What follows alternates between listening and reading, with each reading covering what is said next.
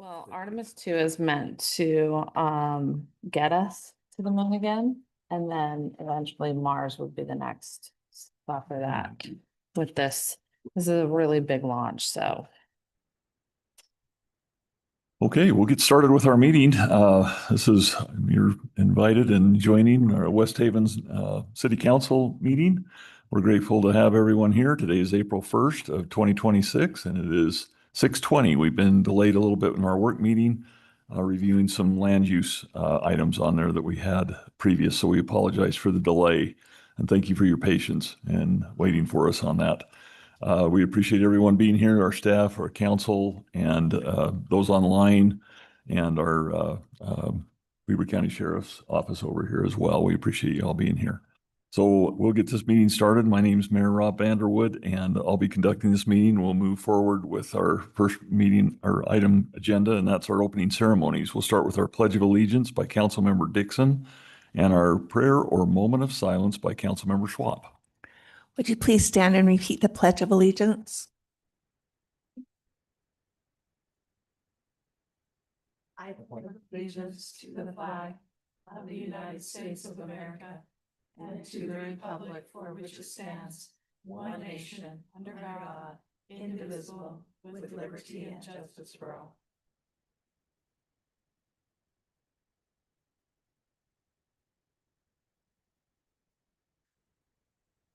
Our dear, kind, and gracious Heavenly Father, we come before you tonight to give thanks. We thank thee for our freedoms that we get to experience in this country. We thank thee for our ability to assemble, our ability to conduct business on behalf of the residents. We thank thee for the recent moisture that we've received. And we ask that thee continue to bless us with moisture here in the future as we desperately need it. We ask a special blessing over all of our folks in the military that are currently serving overseas, and that you look out for them and bless them as well. We ask for these things in the name of thy Son, Jesus Christ. Amen. Amen. Thank you, Councilmember Dixon and Councilmember Schwab. I appreciate that. We'll move on to our public presentation. We have our residents attending this meeting will be allotted 3 minutes to express a concern or ask a question about any issue that is not on the agenda. No action can or will be taken on any issues that are presented. Do we have anyone that would like to come forward at this time? Okay, seeing none, we will move on to our next item, item 4, our upcoming events. We have our oil pastel workshop that will be held at the Community Barn Center on April 13th. That'll be held at 6 p.m. We have our senior lunch bunch at the barn, and I don't know if you're available, Council Member Morse, for that, but I will not be present for that. I don't know if you'll be available or not, but if another council member can help join on that, we'd appreciate it. And that's going to be on April 22nd at 11:30 a.m. Actually out of town that week. Okay, so we'll see if we can find someone that can maybe come over and help us on that, if there's anyone not going to the Utah League on there. So our next item on here is for the Utah League of Cities and Towns, our mid-year conference. That'll be April 22nd and 24th. And we have our music circle at the Barn Community Center on April 27th. That'll be held at 7 p.m. And then we also have our Touch a Truck, which is a super popular event on May 4th at 6 p.m. And that'll go till 8 p.m. So we're excited about that as well. Is there any other upcoming events or any comments on the events coming up? Okay, seeing none, we'll move on to item 5 on here, our council updates. Any council members have any updates they want to share? I just wanted to take a minute and give a shout out to the events committee for the Easter egg hunt and coming in and helping the youth council. It was amazing. We had more people there than we've ever had before. One of the things that we got a lot of positive comments on was the special needs place that we had for the special needs kids. We had 15 special needs children that were there. We got a lot of positive comments from their parents, and so that's something that we will continue to do. But we learned a few lessons, and there were quite a few people there, and they might not have gotten as much candy as they have in the past, but it was really a great event, and we thank the Events Council for assisting us. Thank you. I appreciate that too. It was a great event, and thanks to those that were there to help so much. Really appreciate it. And it was a great event. I think a lot of positive things came about, but we definitely need to get more candy next year. So it was wonderful. Any other comments? Okay. We also had the chance to attend the Lincoln Luncheon. That was a great opportunity to get a chance to meet with several of our representatives of the city, state, and our local government. It was really nice. Good afternoon on Saturday, this last Saturday. Item 6 on here is action on consent agenda. Our council meeting that we had held on March 18th of 2026.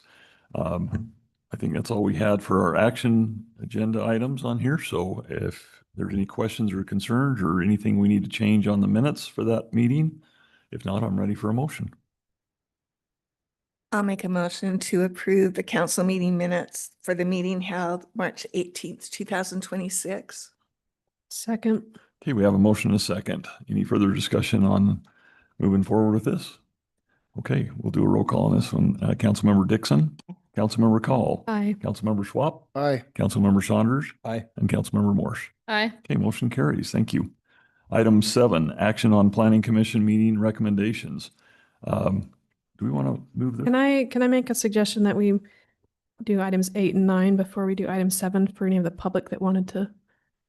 Those are more public items since we were late starting our meeting. I think that'd be good. Is the council okay with that? Yes. Let's do item 8 on here, action on resolution 12-26, authorizing the extension of an existing lease agreement regarding the lease of city real property, a 5-acre parcel of ground located at approximately 3325 West and 4000 South. And we'll turn that over to our city manager, Mr. Warnke. Yeah, great. Thank you, Mayor and Council. As you know, the city has leased this property, I think, for at least 3 years, and it's located in 4000 South, right across from the Bree apartment complex. And the individual who's been leasing this property has been using it for grazing of horses, and frankly, I think it's worked well for both the city and the leasee. And so for those reasons, I would recommend that the city council extend the lease. It does allow, there's a change in how the lease would be renewed, which would allow the city manager to do it from year to year. And so if you're okay with that change, then I believe it's ready for your consideration. No, I appreciate that. Any questions or concerns with this lease of city property?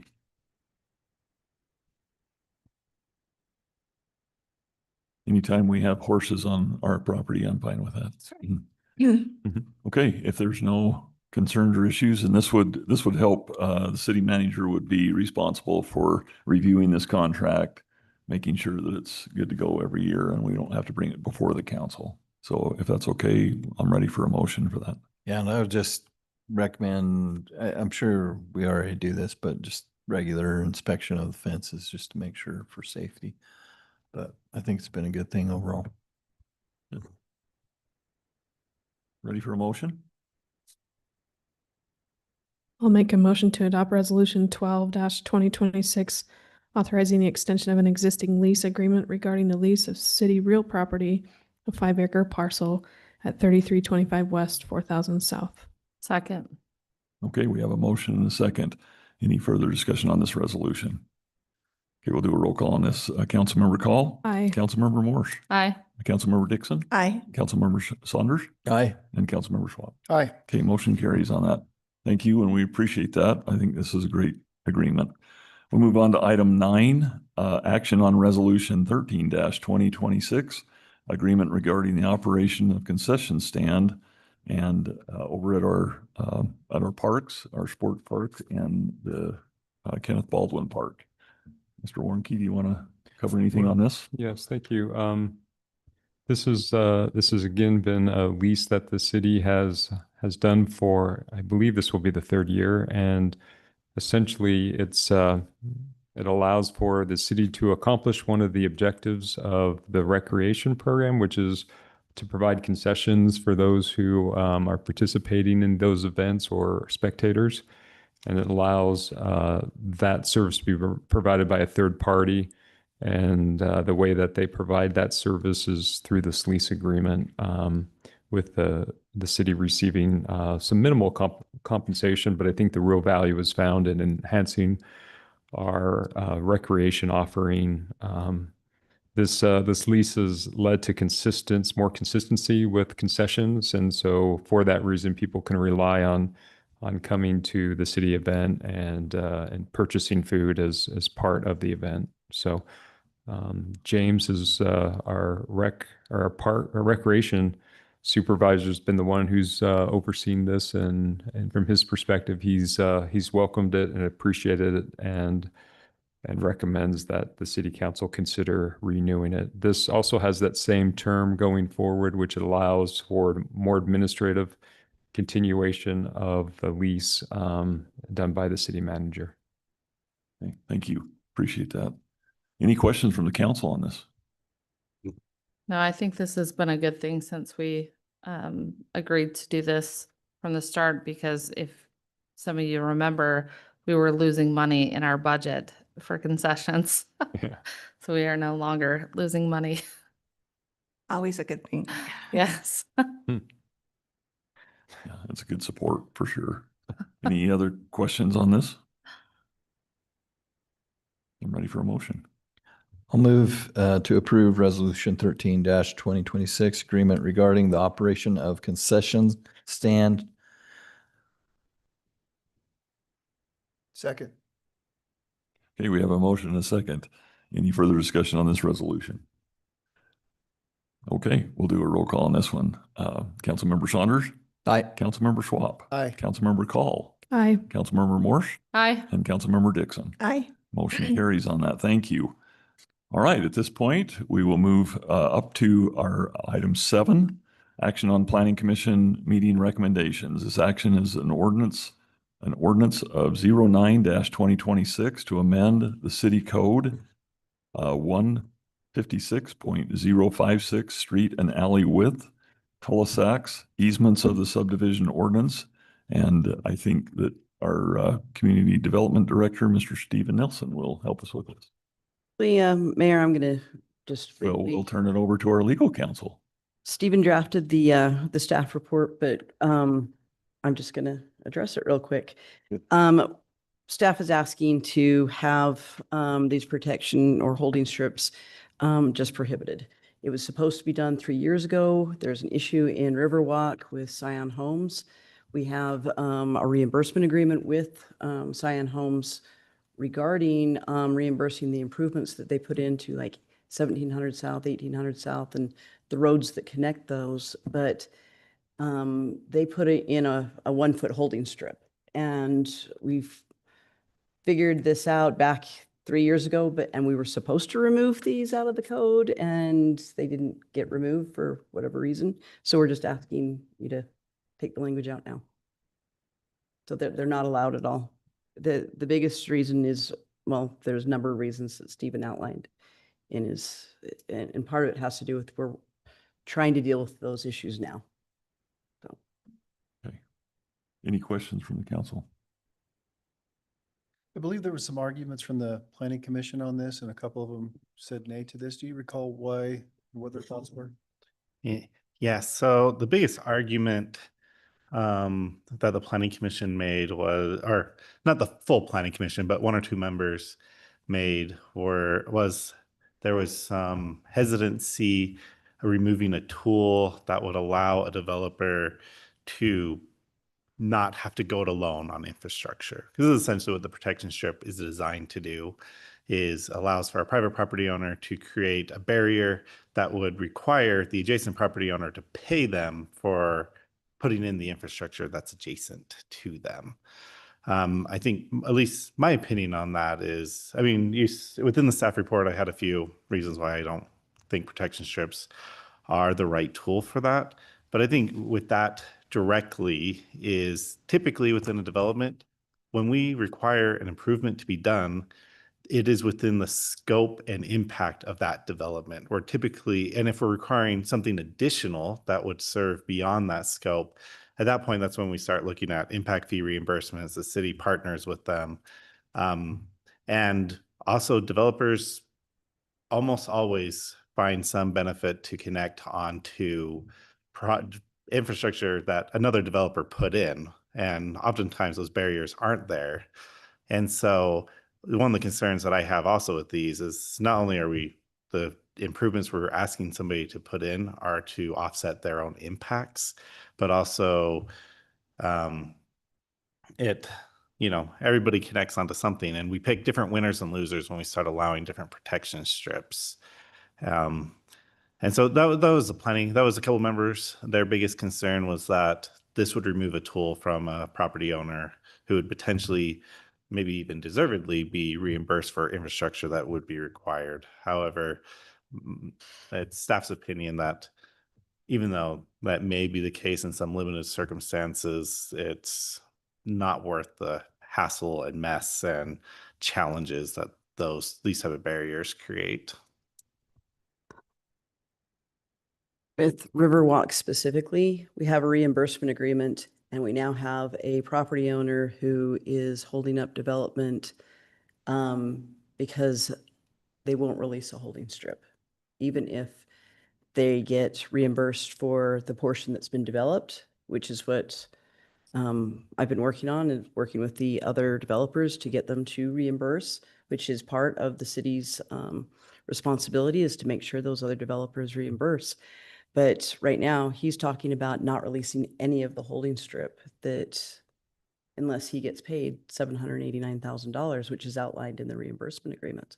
So the whole idea of, okay, you're getting your reimbursement, but you're holding up the whole entire length from 1700 South, it comes down, what is it, 17 something west, and then 1800 South across.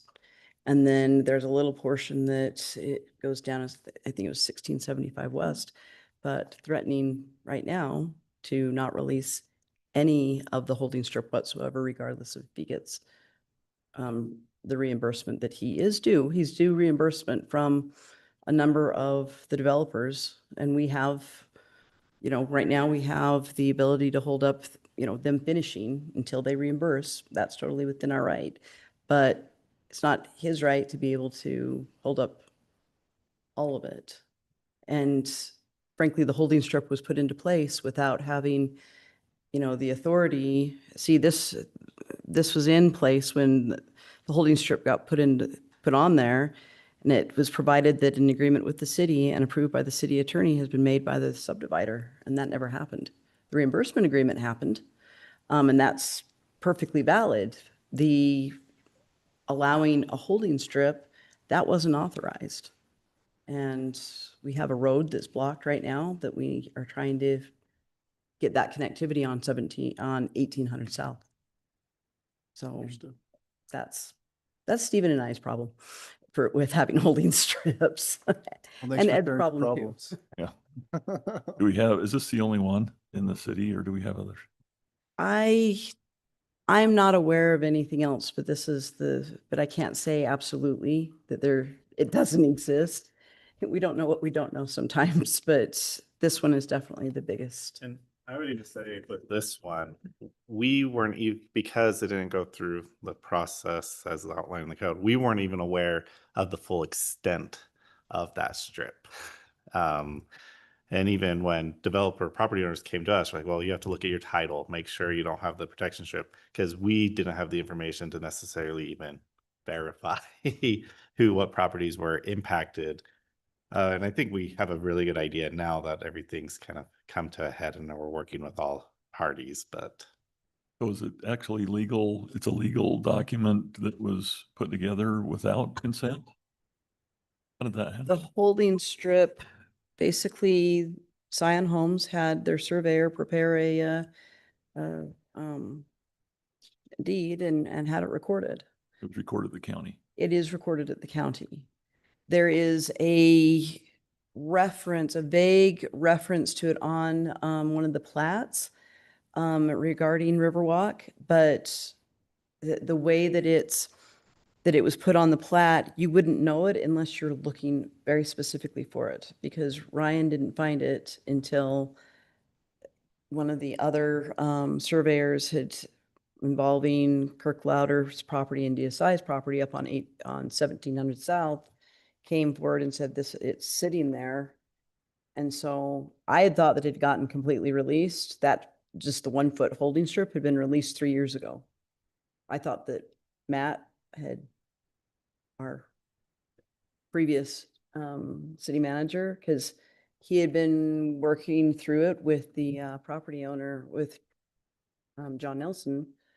And the last emails we have are in January of 2023. And I thought that it had been taken care of at that point, and So what we're accomplishing tonight with this is to prevent it in the future? Mhm. Okay. It's not going to take care of this problem. This isn't a separate problem on its own. Yeah. Okay, all right. Any other questions from the council?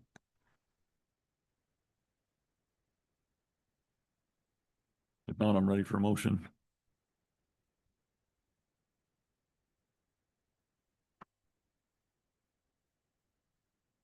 I will make a motion to approve action on ordinance 09-2026 to amend the city code paragraph 156.056 street and alley width, cul-de-sacs, easements of the subdivision ordinance.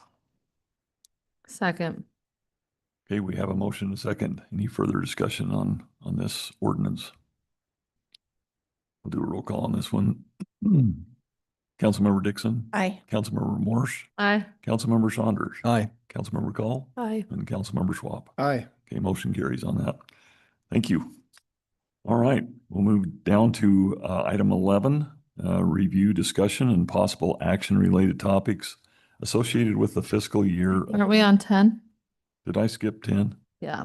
My apologies.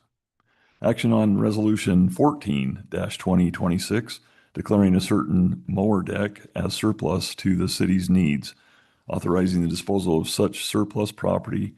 And I think everybody got a copy of that to read through. Did you want to handle anything on that, Mr. Warnke? Not unless there's questions. Or I could give a brief summary if needed. I'm happy to do that too. Any questions? We got a broken mower. It's sitting in the shop with $3,000+ to fix, and I guess we just want to surplus what we can get out of it. Right. And then Replace it. we would move forward with the replacement just because of the time of year and the need to have a mower that operates. Yeah. Well, with the recent rains, we are going to have green grass, that's for sure. Okay. Any questions? Any other questions from the council? If not, I'm ready for a motion on item 10. I'll make a motion to adopt resolution 14-2026, declaring a certain mower deck as surplus, authorizing the disposal of such surplus property. Second. We have a motion and a second. Any further discussion? Okay, we'll do a roll call on that. Councilmember Call. Aye. Councilmember Schwab. Aye. Councilmember Dixon. Aye. Councilmember Morse. Aye. And Councilmember Saunders. Aye. Okay, motion carries on that. Thank you. I crossed out the wrong one on here. Here we go. 11, review of discussion and possible action related topics associated with the fiscal year of 2027 budget, which include, but are not included to the general fund, capital projects fund, cemetery fund, stormwater fund, the revenue sources, city services, and increase moving forward with our city manager. And he's going to give us a little bit of a review on this.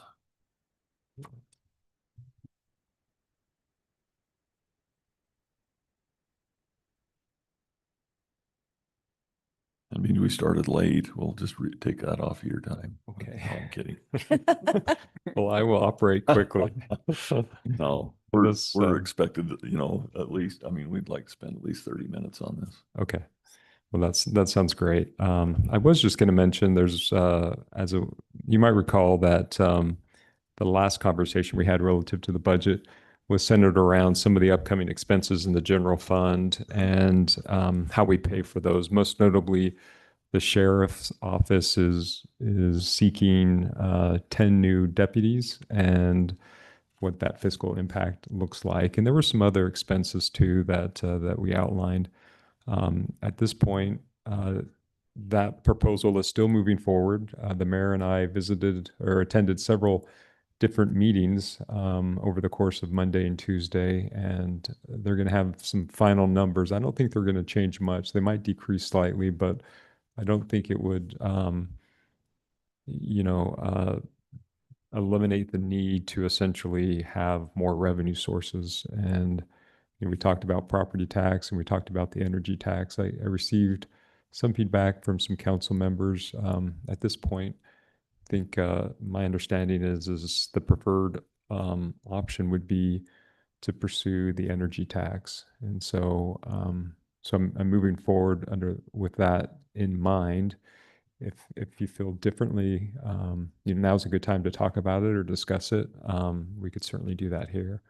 But if there's no further guidance, I think that's sort of the feedback that I came to Can you understand. explain one more time how that would work, how the energy tax would work for anybody on YouTube? Yeah. So the energy tax currently, we've actually, and I think it was 1998, the council that was then in place essentially adopted an ordinance. It's the energy tax ordinance. It puts essentially a 6% sales tax, for lack of a better term, a tax that would be collected by the utility providers. Namely, it would be Enbridge and Rocky Mountain Power. And that would be remitted to the Sales Tax Commission, who would ultimately remit it to us. And it's pretty common for cities to have the energy tax. Since we've already adopted the ordinance, the next steps towards implementation is we still think that that ordinance is valid. So administratively, we would need to submit it to the tax commission. They would notify those utility providers, and it's usually a 30 to or 60 to 90-day process for it actually to be collected. And we probably want to do that sooner ahead of the fiscal year, if indeed that's that's what's being proposed. It would just match the timing of revenues to expenses, and so that's the reason why we would want to move forward with it. So this doesn't fall under the other percentages for sales tax yet. It just all comes back to us, right? It does, yeah. It's no distribution. It's just strictly strictly those. Straight pass through from the tax commission back. They might withhold some for administrative purposes, but more or less it's the straight pass through back to the city. And John, yes. does this require any truth in taxation meetings or anything like that? No, but it would be prudent, I think, to put it on the agenda since it's been so far, Sure, yep. and just allow the public to come and talk and engage in a conversation. But it should be, we should just be able to move. If the council, again affirms that, then we would just move forward with the submission to the tax commission. Do we have any idea of how much revenue it would generate? 1.2 million based on 2023's tax, gross sales for those utility companies. And it's seasonal. There's variations, right, that occur. And if rates go up, that would also affect it as well. Do you have numbers if we adopted a 4% or 5%? Yeah, I do. If let me just move to these slides. While you're looking for that, if I may just share. So the difficulty has been timing on the costs of, and improvements through the sheriff's department and the amount. So West Haven being the largest contract city, has been hit with a huge amount, over $700,000 in increase. With that, the city right now, that kind of hit us. I mean, $700,000 is a lot of money, and it's difficult to come up with resources to find that type of fund. As we've looked in here, just like we do every year at our budget, we look at property tax and we look at other options. But reviewing this a little bit more, it seems like it may be the best option for us to look at to try and fix that delta that we have right now. I think overall, after the discussions we've had and so forth, there's been some items that are very important, other items that have been brought up to seem important, but it's, the bottom line is safety is the most important thing the city can provide for its citizens. And so we're trying to make sure that we have enough officers to cover the city efficiently as a contract city, which includes all contract cities, because we just basically purchase a service for that. So those are some things I think that are important overall. So just wanted to share that so you understand why we would be looking to implement this, because obviously it's difficult to go through, but I think we definitely have to have a public hearing on this in the council chambers and talk this through with people. Yeah. Sorry about that. And But would we divide this by 4 and it would just come out of our quarterly? So that 707,000 divided by 4, 176,000 per quarter. Is that how it would be paid as we pay the sheriff's department? oh, right, yeah. So Yes. we don't have to pay the whole 707,000. No, it It's would be just a billed quarterly. quarterly. Yeah, and ultimately be billed on the actuals, so they would true it up at the end. That's just actual, the increase of. what- Right. I mean, but yeah, So, Yeah. added to our normal one. Yeah.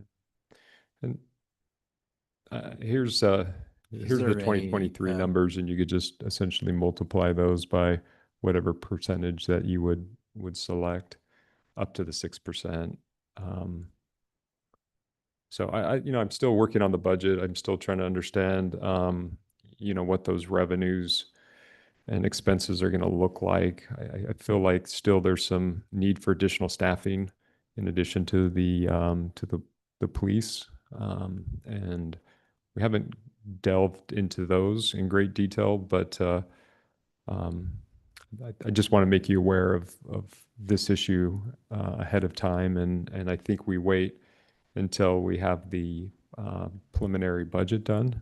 We'll have a meeting the end of April with our finance director and city treasurer.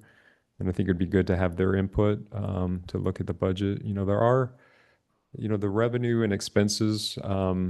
We always have more revenue than expenses at the end of the year. And that's important because we're going to be talking about capital projects and the majority of, well, you have impact fees, but for those projects that are not impact fee eligible, the majority of or all, frankly, accepting grants come from general fund revenues that are transferred from the general fund to the capital projects fund. So it is important that we have those resources to continue to invest in capital projects and equipment to keep the city operating and improving. So unless there's any conversation I have a remaining little on bit, this one. Sean. Mhm. So as we talked with Child Richards probably a month or two ago about setting up a dedicated fund just for sheriff's office, and whether that's to pay the sheriff's office or to start putting money away so we could maybe Mhm. eventually do our own. Is there a way to dedicate this energy tax to that fund? And then that fund would then pay out the difference in the sheriff's bill? That way, if there's an overage from the 700 versus whatever it was, the 1.2, Mhm. the remainder would sit there and start to build because we know that that expense is probably coming. Yeah, I would think, yes, I would say generally my first impression is yes. I mean, this is general governmental revenue. It can be used for any governmental purpose. You could even potentially create its own fund.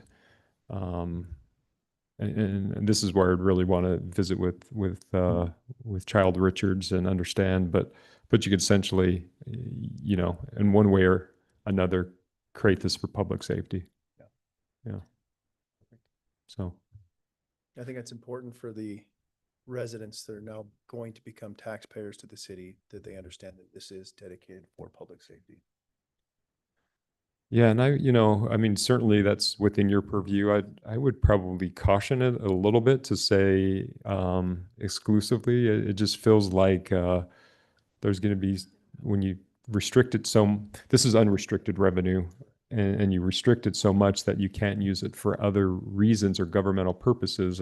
You might put yourself in a position in the future that you may not expect or anticipate. And so I do think having flexibility is important. I think you can make a commitment to the public to say this was the purpose for doing it, and to essentially honor that commitment as far as it's prudent. And I just say that because circumstances change. But anyways, to your point, I think there could be some ways to look at that if you'd like to. No, I think your point is fair.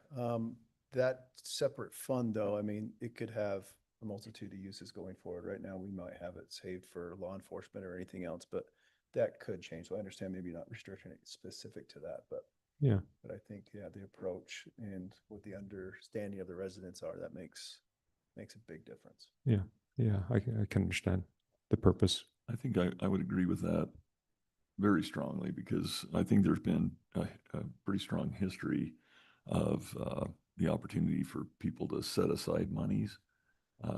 We've had examples of that in the county where maybe that money didn't go where it was supposed to go for the taxes. We want to make sure, if this is what we're doing it for, safety, for the purpose of our policing, that it is set aside for that. That's what we're really doing it for.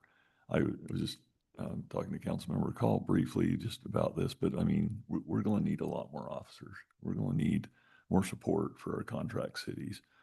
So I see this coming down and being a lot more expensive than what it has been, but we also need to make sure the numbers and the amounts are correct. And I don't think we're there yet at this point. So Sean's working on that to correct those, working with the sheriff's department. Here's just, some of the increases that we identified, up to about $1 million. And this doesn't include, what some of the requests or needs that I believe are, reasonable and legitimate and should be considered. Adding an additional public works employee.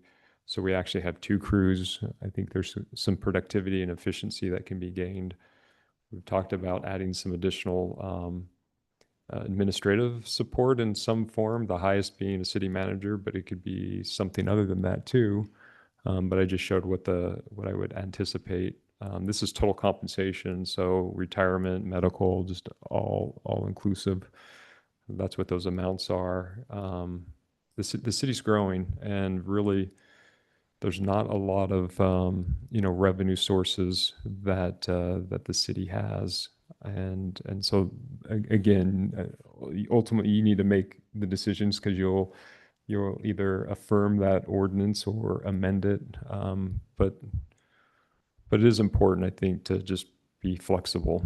But you can still, I think, be flexible and be transparent, and put money aside for public safety without necessarily locking it down. But again, those are your decisions to make. So to your point there, though, the money that we currently draw from to pay the bill for the sheriff's office could be shifted to one of these items, and the tax could then in theory be paid just for the law enforcement. Well, law enforcement is like $3 million. And at least that's what it would be up to about for this year. And there's still thoughts that, at that rate, we're still, I think it was 0.72 officers per 1,000. And there's no right or wrong, but generally speaking, it's contemplated that you at least need 1 officer per 1,000 population. And so, I anticipate that, and especially as the city grows, within the city and within the other contract cities, the partnership we have, there's going to be a push, I think, to bring staffing up to a more robust number or ratio. And I think it's warranted. I mean, I think there's a need. I think everyone, I shouldn't say everyone, I don't want to categorize it as that way, but I think it's understood that population's grown and the police force needs to continue to grow. So currently, the revenue that pays for the law enforcement bill, that's coming from sales tax and building permits? Well, I would say categorize it as sales tax. I mean, you have growth-related revenue, and really that growth-related revenue is associated with the cost of regulating. And so, that goes back into, paying for the community development, staff and building inspectors and everything relative to providing that regulatory service. Sales tax is again one of those general fund revenues that's for any governmental purpose, general governmental purpose.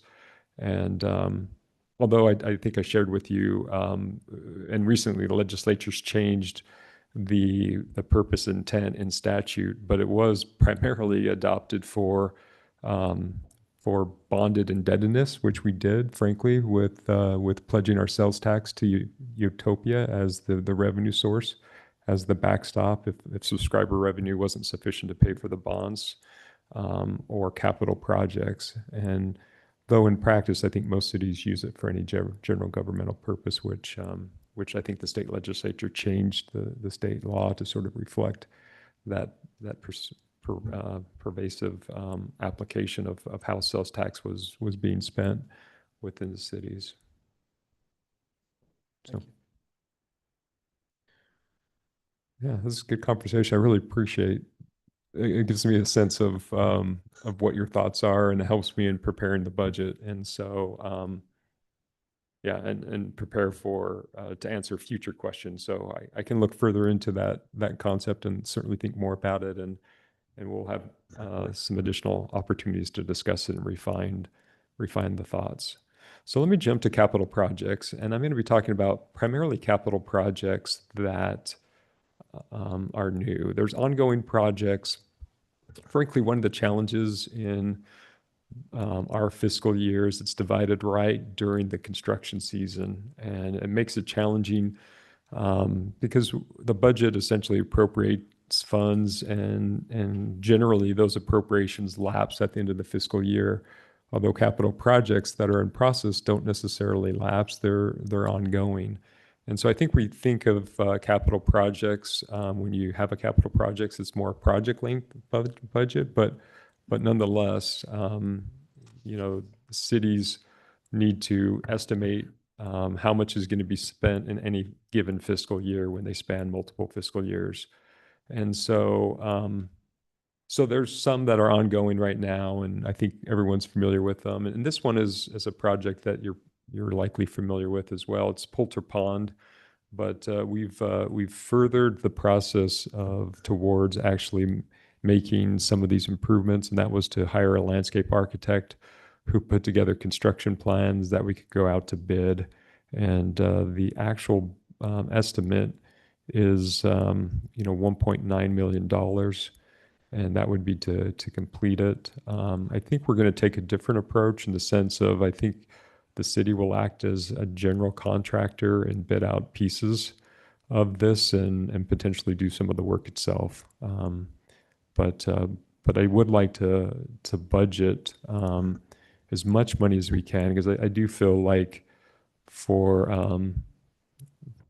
the public's purpose that we need to finish this project and do it as quickly as we can, and being good stewards of funds. So we'll certainly try to, again, take advantage of what we can do reasonably and look for the best contractor to help provide that service. So, And to that estimate right there, I ran that Yeah. through my software at work, and I came in at a number much lower than that. So I Yeah. have high hopes that we can do I- very well with that. I do too.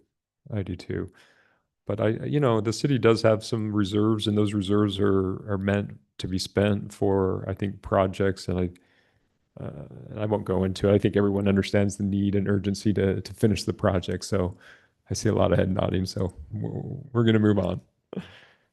This is something that I think is important, and I think the city staff years ago, and councils, however this came into existence, was very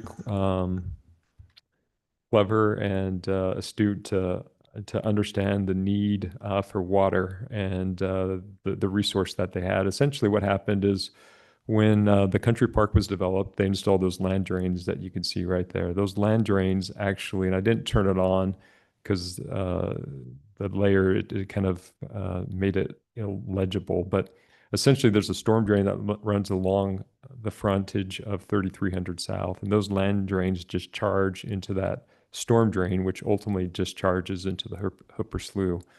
What was forward thinking is the city filed on that water and filed for a water right and filed up to 50 acre feet of water. And you might be familiar with this because essentially what happened with the development of Poulter Pond, the city needed to provide a constant ongoing source of water that would flow through that pond.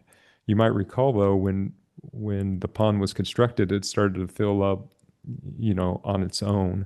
And the reason why that's important is I'm getting a little ahead of myself. So let me jump back to this. Essentially, what happened is the city filed what's called a change. It's a point of diversion. Essentially, they filed an application to change the point of diverting the water from essentially this location in the Hooper Slough to the location over by Poulter Pond. As part of that change order application, the Division of Natural Resources Water Rights essentially requires us to monitor, how much water we're taking. And so we have the obligation to install, some meter that would allow them to understand that we're not taking more than our rights.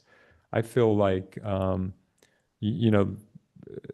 essentially we might be actually putting more or just as much water back into the Hooper Slough because, as you know, this flows through the pond. And so I think we should also meter the outlet as well. The only way that we're losing water is through evaporation or percolation. And we feel like the water's not percolating down, it's percolating up. And so for that reason, I feel like we should invest in good water meters that are non-contact. So I think they use it's a sonic. I didn't sit in on this meeting, but generally I think they do it through a light beam that essentially measures how quickly the beam comes back, and that's just because there's so much debris that can essentially flow through that control structure that it could essentially not give accurate readings. So I think the reason why all that's important and something to keep in mind, we talked a little bit about it or touched upon it on our work session relative to open spaces and water. Essentially, that we changed that 50 acre foot of water into shares. And this is just conceptually to understand the value of what that 50 acre feet of water represents. But we think that 50 acre feet, represents essentially 8 shares in the Wilson Canal. I think those are going anywhere for 30,000 a share. So that would put it roughly at about $250,000.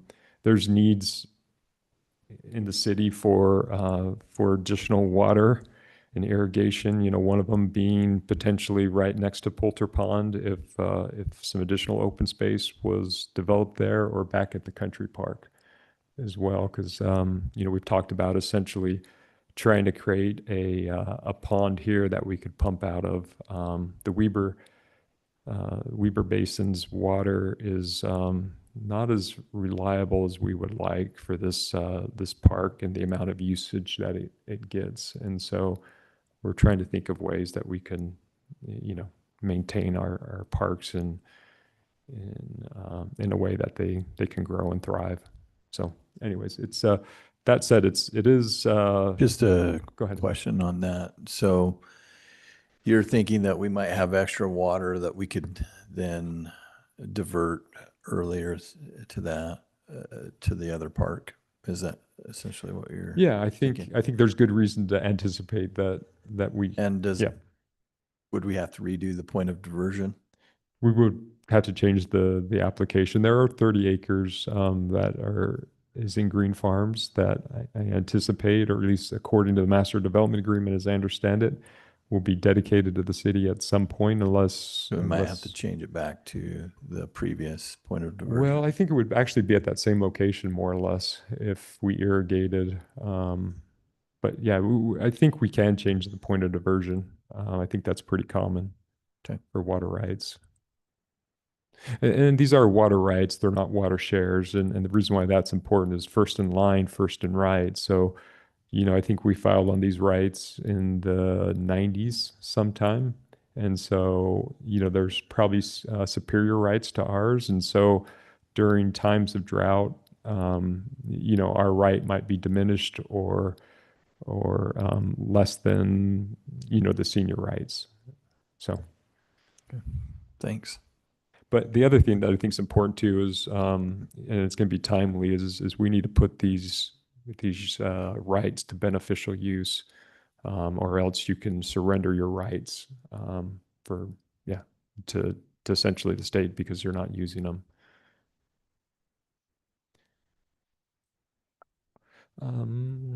This is it's kind of, we can move this. Oh, yeah. So capital equipment, I think it's really important to invest in equipment. You invest a lot of money in employee costs, and essentially, I think it was last year that was essentially $4 million in employees, and giving them the tools that they need to do their job safely and efficiently, I think is a secondary investment that the city needs to make. And I think there's good reasons to do that. Some of those are listed: the productivity, the better quality of work, and workplace safety. And I am proposing some investment in capital equipment. Most of them, they touch on all of them, but I think some of these are rooted in the need to create a safer workplace for employees and give them the tools. This is just a graph that just shows what we've been investing, in the last couple of years in equipment. And I just think that's an important part of ensuring that the city has these tools necessary to continue operations. We frankly have had a really safe work environment. And I say that gratefully. And I do think the employees are being as safety conscious as they can, but I also think that some of their practices are putting them at risk because they don't have the equipment that they need. And I'll touch a little bit upon it. In some ways, I reluctantly do so, but I do it to underscore the importance of having the right equipment. So one of the things that I'm proposing is a concrete grinding machine. There are trip hazards that occur with sidewalks based on the heaving or settling of sidewalks, and the trust has seen, our insurance provider has seen an increase in claims related to these uneven surfaces and trip hazards, and have essentially asked us to do inspections at different intervals for different types of routes. And the Public Works Department has started to do that. We could certainly outsource the service, but as part of doing those inspections, I think what they would prefer is just actually to be able to do it themselves. The grinding machine itself costs about $36,000. It'll kind of shows you what they've done, but they've been so creative as to use hand grinders with leaf blowers that essentially one employee will be grinding it with a hand grinder. And another employee will be using a leaf blower to essentially push the dust away. And I think everyone can see that's. Sounds like an OSHA situation. Yeah. And yeah. So. Just a question on this. What is the cost if we outsource those repairs? Well, for example, City Hall, we had a contractor come, and if you take a look at the sidewalk, you might notice little numbers. And they went around, they did a very thorough job, much more than I would have thought and anticipated. But essentially, their bid to grind all of it was about $11,000. Okay. And when our employees are doing that, are they wearing goggles?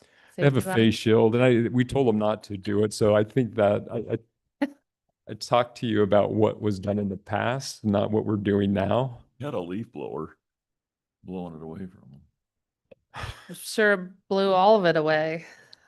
Yeah. It's concerning. So that was the old way, and this is the new way. So here's another one that again I think is rooted in the need to increase safety, but essentially we have forks and we need to unload materials from, that are delivered to the city from time to time. They've done it through attaching forks to the front end loader. The problem is you can't see. It obscures vision, the bucket does. And so they're asking to essentially get a pair of forks that would, provide visibility. That piece of equipment would be essentially $12,000. And it would eliminate the need for a spotter and puts someone who's operating in a position where they could actually see what they So need. just so I'm clear, what they're doing now is what we see on the left. Yes, What we want is what's on the right. yes. Okay. So this is currently we have the ability to, or we have the need, I should say, to cut concrete and asphalt from time to time, to make road patches, to address sub bases that have settled. What we have is on the left. It's essentially a handsaw that they've mounted on a trolley. What we need is something that is more stable and reliable, that has deeper depths that it can cut to. In the previous city that I worked with, someone was using one of those, which I think frankly, they're very dangerous, those hand saws, just because of the way that they spin and the centrifugal force that they have and the kickback. And the mayor and maybe others have operated those before, but the employee that I worked with previously was operating one. I think it kicked back and cut his artery in his neck, and he was really close to bleeding out. But he did recover. But all that's to say is to having the operator away from the saw itself in a safe location, I think's important. And again, this would give us the ability to actually to cut to greater depths. Any questions or concerns? That saw is 40,000. Oh, pardon me. I don't know. I can't remember what it is. I guess I didn't write that down, but I think it might be 20. It's anyways, I'll inform you here in the actual budgeting process what that is. But and please stop me if you feel like these pieces of equipment, if you have questions or concerns, we can certainly talk about it. I think my only concern, Sean, would be just what rental costs would be versus owning. Because, for example, like the one that on the right for this cement cutting, of course, I just cut 56 yards up or 54 yards up. But the one on the right is more for demolition, to cut through the concrete, to remove concrete. So it's safer to get, instead of jackhammering or breaking. The other one on the left, still, those are the type that most people use for cutting lines or, fresh concrete. So ours would probably be, I don't know what they're using it for, if they're using it for demolition. Do you know what they are? Yeah, I think they'd use it for cutting patches in the road, either concrete or asphalt. Yeah. It might be more cost effective to look at a rental agreement. And sometimes you can rent, like even some of the equipment you can rent by the month if you feel like it's needed. Must be raining pretty hard out there. Yeah. I know. I can hear it too. Yeah. But it's just a thought. Maybe we could look into the rental options. Okay. And then equipment isn't sitting there all winter. And sometimes when you got equipment sitting there with gas and things in it, they don't always do well, depending on what they put in. So it may be an option. Yeah, I think you're right. I think there is a balance between making sure that we don't overbuy and knowing how, and maybe we can invite John to talk more about the operations.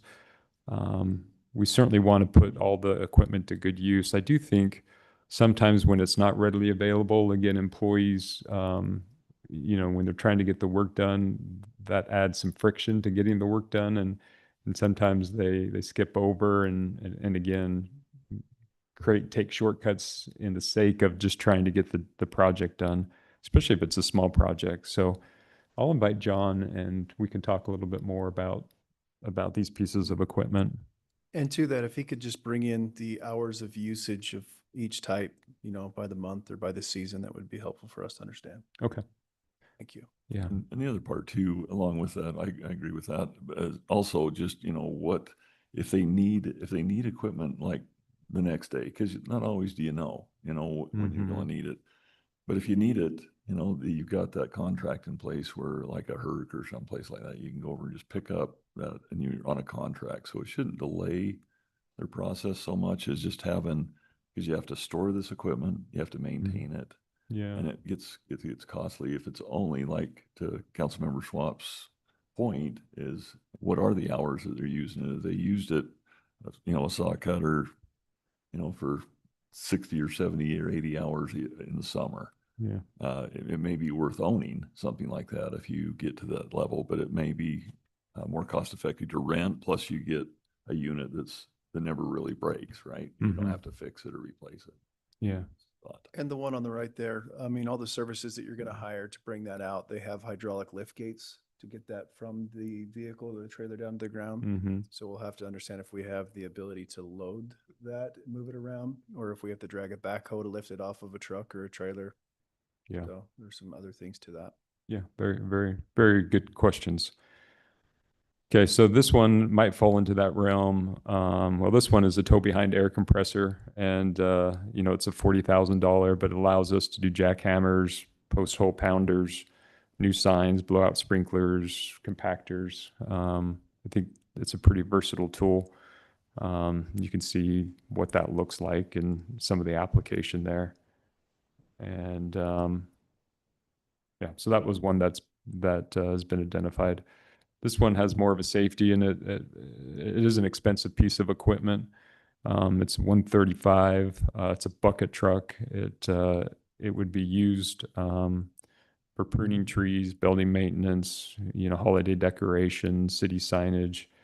John, our public works director, feels strongly that we need to work on our city signage, and really feels the safest way to do that is through the bucket truck. The bucket truck, as I understand it, allows you essentially it's pretty mobile as far as the setup and the ability to move around, and creates a safe working platform where the operator controls, those, controls the bucket itself, and they're contained within that bucket. So that's what a bucket truck looks like. Frankly, this is, again, without the proper equipment, I've seen employees, stand on the side beds of their truck to reach things. I've heard, again, this is not the practice, but using the bucket itself on the front end loader as a working platform, which again is completely unsafe and isn't allowed at this point going forward. But I think there is a need. And conversing with, and it was unsolicited, it came up by another employee. They just really felt that the city needed to have a better working platform for at height. So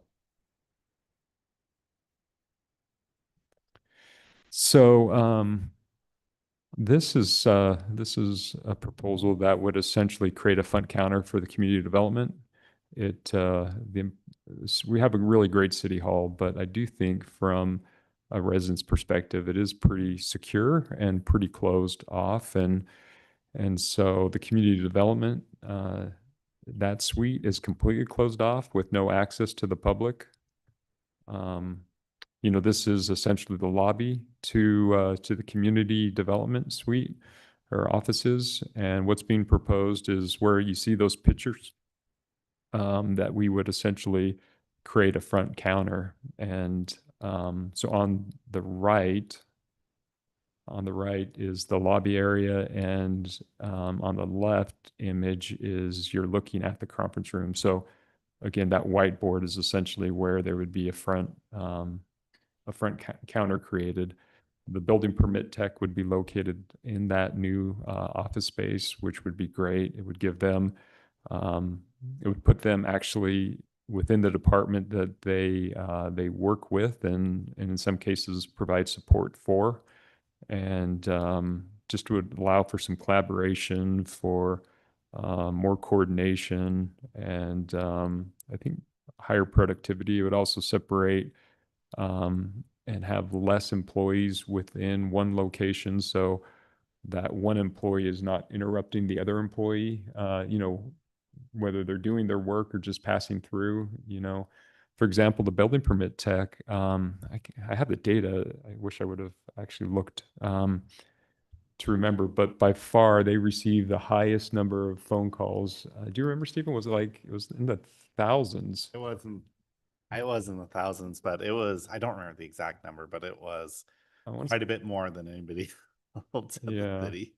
So I say that because when you're in a common space and answering the phone, talking to people, that has the ability to interrupt the employees around you, who are trying to concentrate and do work. And so I don't, we're working on trying to get a cost estimate of what that would be, but that's what's being contemplated with this budget proposal. And you can see that that green area is essentially where all the community development employees reside, and that red box would be the front office area. Repurposed from a conference room. And frankly, the conference room doesn't get used a lot, as I understand it. It's just a little too small to provide adequate area for having a conference meeting. And so we do feel like it would be a better use of space. So, do you have anything? What do you guys Stephen? think of that? What do you guys feel? You feel like that's a good idea to take advantage of that space? I mean, I would want to know what the costs Right. of construction is for that, but I don't disagree with it. So I we're just think- talking about putting a hole in the wall with a roll-up window, right? Yeah, I think we Gonna could count do it. that for lunch. We could demo that Do that it. afternoon. We'll all come in.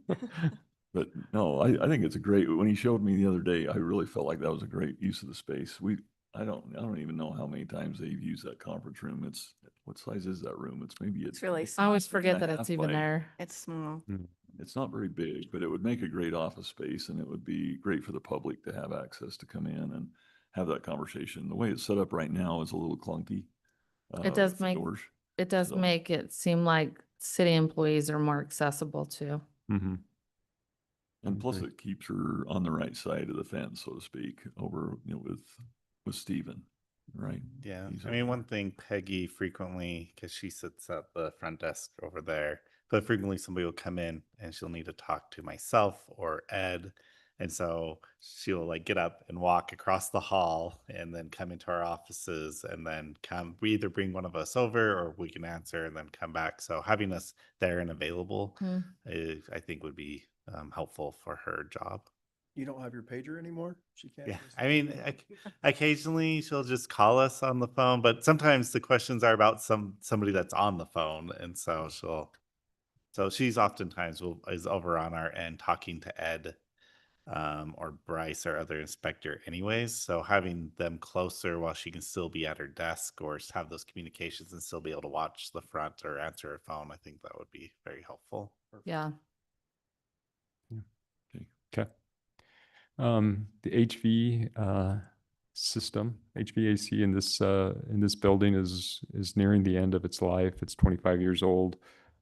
We actually had it malfunction last fall and started a small fire. Didn't cause any damage, but and it put the HVAC inoperable for 7 days, and I think it's just time that we get ahead of the inevitable need to replace it.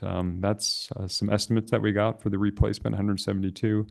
We did look, and it didn't necessarily change the amount to a great deal, but just for the council to understand that we are looking at ways to be good stewards of the public funds.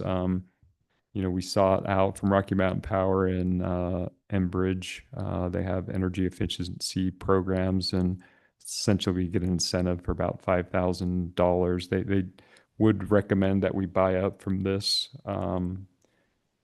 price to get that efficiency that we need to in order to qualify for their program, but it would have would have savings going forward. And they calculated what those savings were, but the point of this proposal is just to bring to your attention the need to replace the equipment.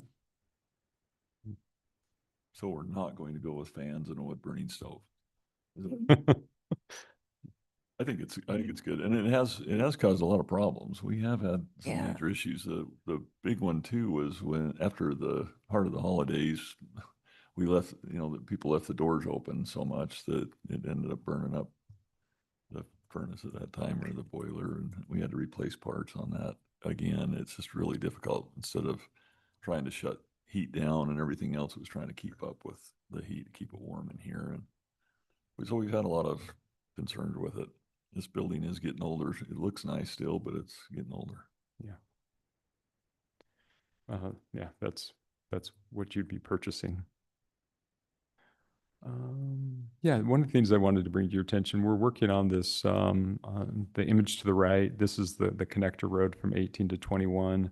You see two circles on there as well. That represents crossings that that need to occur. I think this is that is the Hooper Canal. And so the connector road that's shown with the green line, that's moving along, and we're to the point now where we are getting some of the values appraised and presenting offers to property owners to purchase the property in order to construct that road.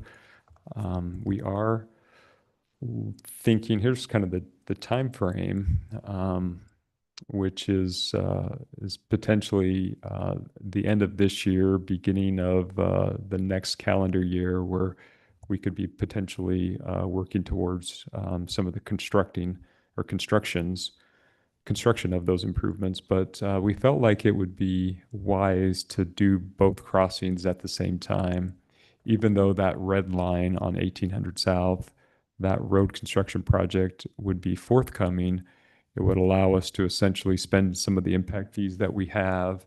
And I think there's some efficiencies with the permitting, engineering, and bidding of construction to do both crossings at the same time. And for that reason, it would be proposed that we would fund this canal culvert as well, the widening of it. We have talked to WACOG, where we get grants, as you know, for transportation projects. And we did submit this corridor, being the 18 South, the segment that you see in red, to WACOG. They did not fund it, but they did say that essentially, if we move forward with the project and we receive funding in a future fiscal or future grant cycle, that if we followed the same procurement and documentation, that we could count it towards our match, or even have it be part of the reimbursement. So that would be the intent, is to continue to apply for WACOG funding, but to move forward with part of the construction of it. Any thoughts or concerns on that? Okay. It is an impact fee eligible project. That's what this slide shows you.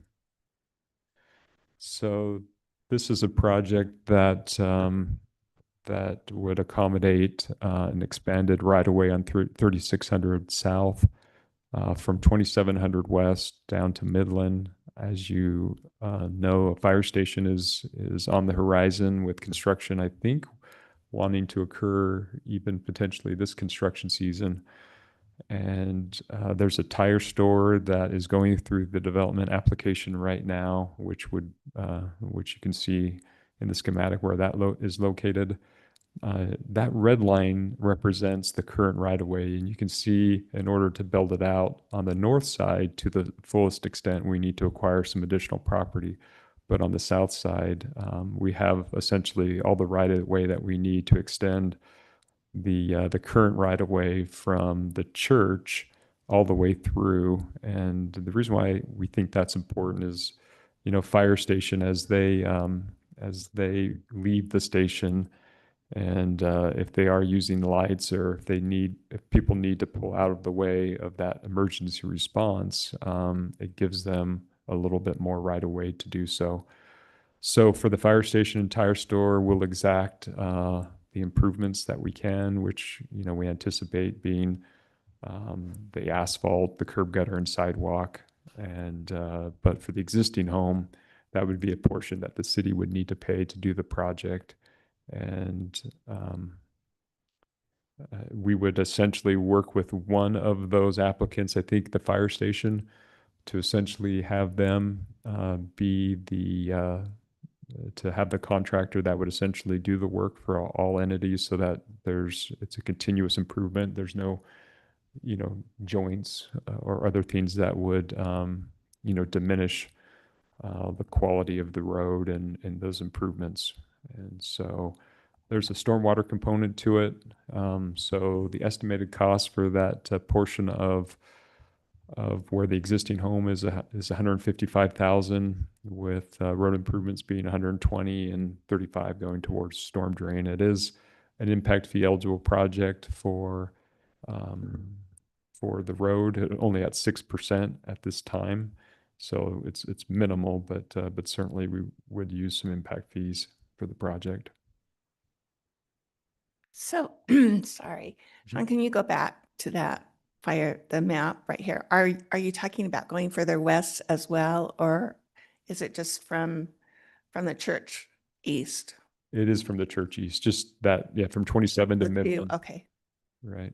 And that blue area is kind of the area. I created a polygon where over the aerial so you can see it a little better. That's what's currently unimproved. Okay. And you can see essentially the fog line.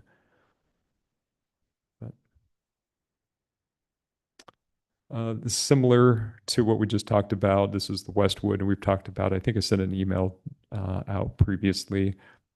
Amy's working on a resolution that will be brought to you for the next city council meeting, that it would essentially, we would be working with the developer's contractor to make the frontage improvements for this section.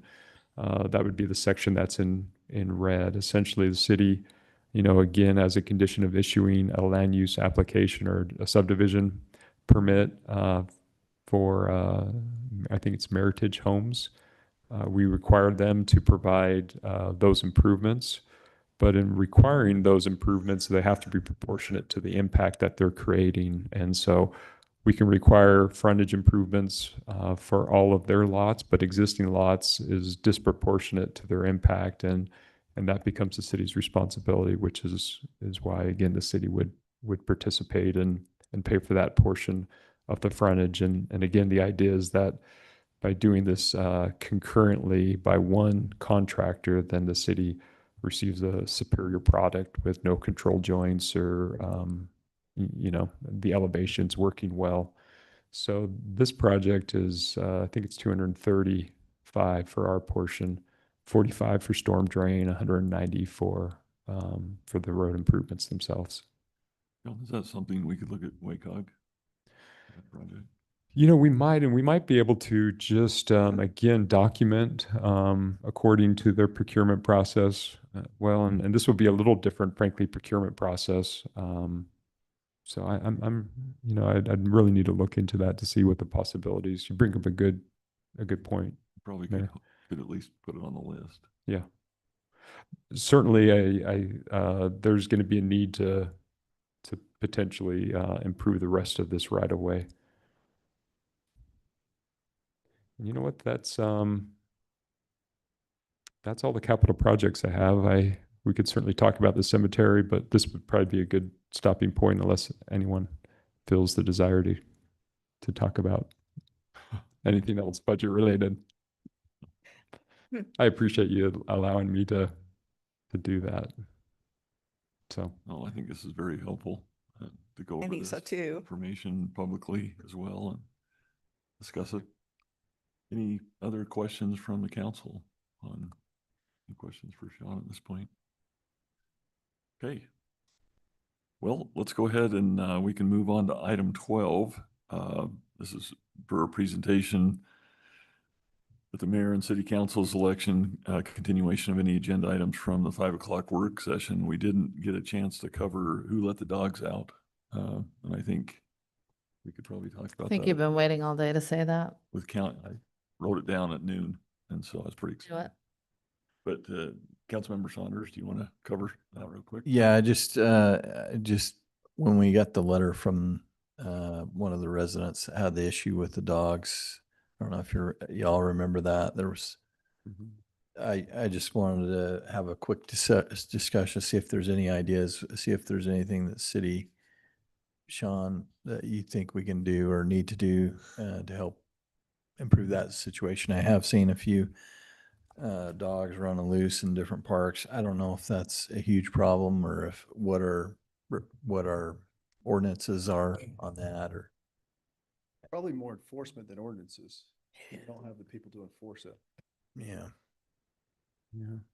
The ordinances are there. Yeah. It's the enforcement that's the issue. Yeah. I was going to say, I think what the individual requested was just public information being provided and raising the awareness of the issue. And, we've talked about doing that through the newsletter. I think they even, had some suggestions relative to social media, newsletter, signage. And certainly those are all reasonable things that we can work towards and do. And in fact, I think we are working on trying to provide a little bit of a campaign to bring that to the forefront of people's attention. And the mayor's been really supportive of signage in city parks, and we can again, I think we have the signage, but we could verify that as well, just to make sure that that's the I think case. that's one thing that I think we could maybe improve on and maybe talk with Brock a little bit more on, is just making sure that we have more signs. We've got like at the entry especially where the playground is, that seems to be over at the park where most people offload their dogs and they utilize the park and they turn their dogs loose and they do a lot of things there. But we probably need to just increase our signage a little bit and make sure that people are responsible with the waste and things, picking up waste. I think that's the biggest problem we're having right now. Sorry, I think we need to also make sure there are doggy bags there. A couple of times when I've been over there, the doggy bag thing has been empty.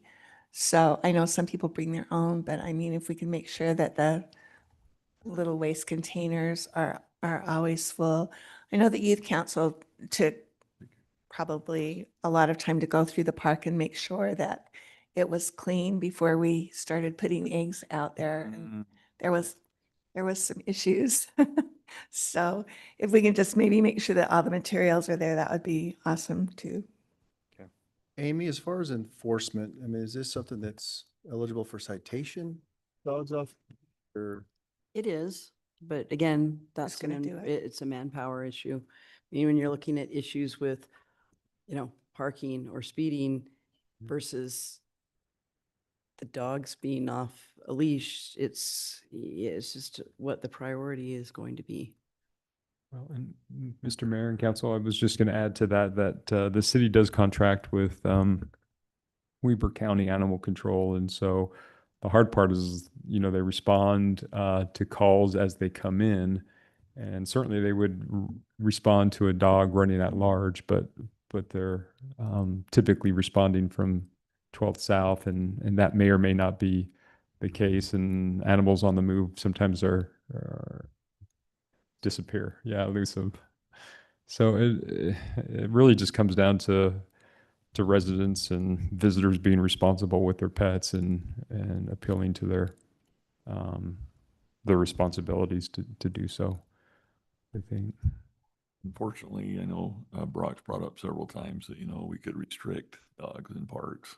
That's a tough thing because a lot of people take their dogs, to the park, and you don't see many people walking their cats, but you do see a lot of dogs, and Yeah, and I think that they do turn them loose a lot.